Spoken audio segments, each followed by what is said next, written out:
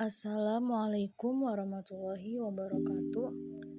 Perkenalkan, nama saya Nur Musyarofa dengan NIM 22821330022, kelas 3C Akuntansi Syariah. Saya akan menjelaskan tentang isu kontemporer yang terdiri dari pasar modal, efek syariah, saham syariah, dan perlakuan akuntansi.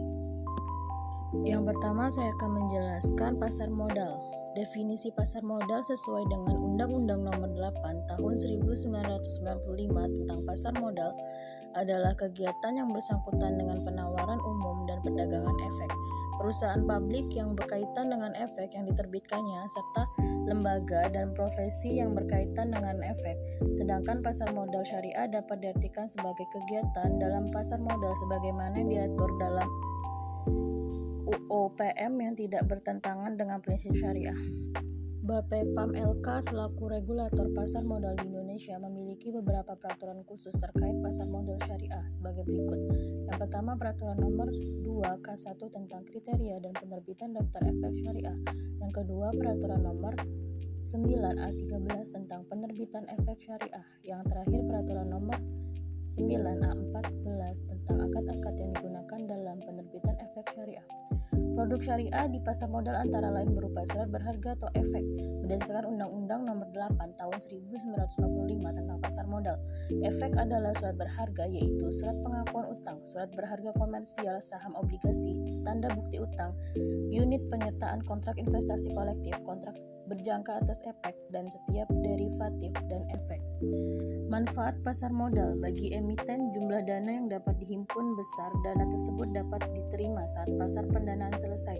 Tidak ada konvenan, solvabilitas perusahaan tinggi, ketergantungan emiten terhadap bank kecil.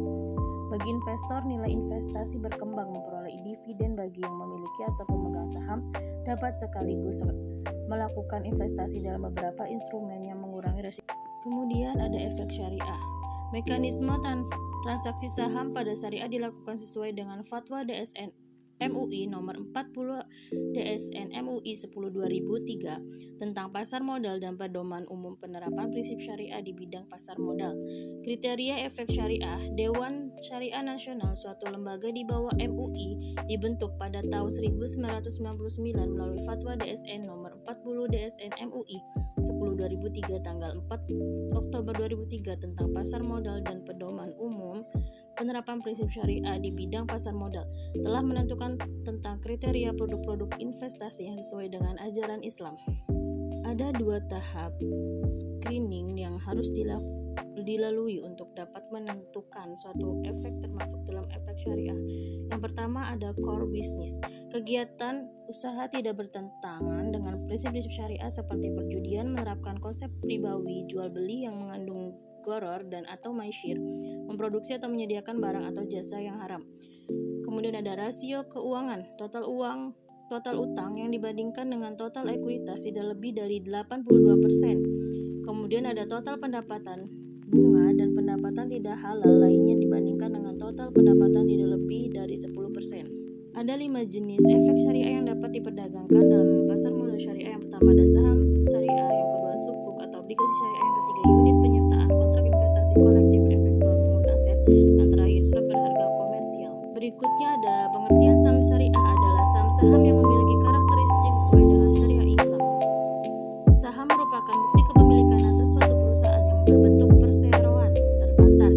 Saham juga merupakan selembar catatan yang berisi pernyataan kepemilikan sejumlah modal kepada perusahaan yang menerbitkan, dan salah satu efek yang diperdagangkan di pasar modal.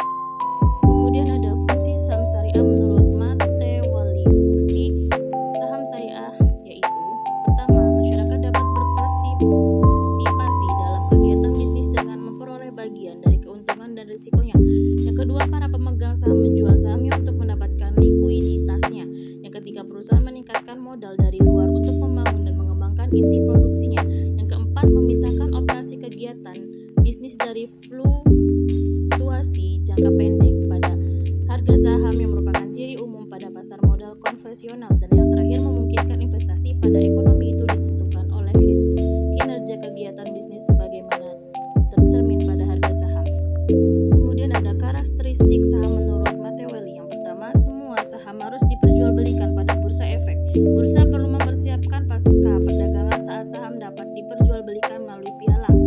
Yang kedua, semua perusahaan yang mempunyai saham yang dapat diperjualbelikan di Bursa Efek diminta menyampaikan informasi tentang perhitungan atau account keuangan dan kekurangan serta neraca keuntungan kepada Komite Manajemen Bursa Efek dan jarak tidak lebih dari 3 bulan. Yang ketiga, Komite Manajemen menerapkan harga saham tertinggi tiap-tiap perusahaan dengan interval tidak lebih dari 3 bulan sekali. Dan terakhir, saham tidak boleh diperjualbelikan dengan harga lebih tinggi dari HST.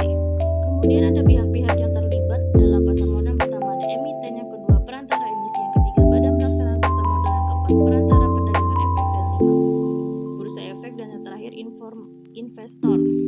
Berikutnya ada perlakuan akuntansi. Perlakuan akuntansi adalah prosedur yang sangat penting dalam mengelola laporan keuangan yang disesuaikan dengan standar akuntansi keuangan atau SAK, karena perlakuan akuntansi akan mempengaruhi hasil dari laporan keuangan yang disajikan ada yang diungkapkan oleh perusahaan. Perlakuan akuntansi yang tepat akan memudahkan pembaca laporan keuangan dalam memahami kondisi keuangan perusahaan. Contoh perilaku akuntansi: yang pertama, perlakuan akuntansi utang. Yang kedua, perlakuan akuntansi atas aset biologis. Yang ketiga, perlakuan akuntansi atas pendapatan. Yang terakhir, perlakuan akuntansi komponen akun neraca. Berdasarkan standar akuntansi keuangan, entitas tanpa akuntabilitas